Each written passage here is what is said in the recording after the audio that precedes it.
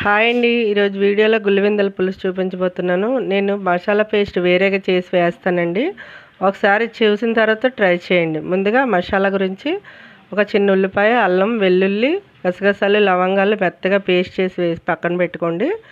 ముందుగా పాట్ పెట్టుకొని ఆయిల్ వేసుకొని ఉల్లిపాయ, పచ్చిమిర్చి వేగనివ్వండి. వేగిన తర్వాత టమాటాలు కూడా వేసుకుందాం.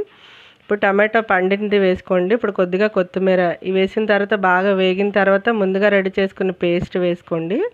పేస్ట్ బాగా వేగనివ్వండి. ఈ పేస్ట్ వల్ల చేపల పులుసు చిక్కదనం వస్తుంది, చాలా టేస్టీగా ఉంటుంది. ఇప్పుడు గుల్లివిందలు క్లీన్ చేసి పెట్టేసి అవి వేసేసాను. రుచికి సరిపడా ఉప్పు, కారం వేసేసుకొని ఒకసారి బాగా కలుపుకొని చింతపండు పులుపుకి తగ్గట్టు వేసుకొని కొద్దిగా ఫైనల్గా కొత్తిమీర వేసుకొని మరగనివ్వండి. ఇప్పుడు చూసారా పులుసు అనేది మరుగుతుంది. మీకు మరిగే కొలది చిక్కదనం అనేది వస్తుందండి. మీకు చూస్తేనే అర్థమవుతుంది కదా. గుల్లివిందల పులుసు నచ్చిందని అనుకుంటున్నాను. Thank you for watching.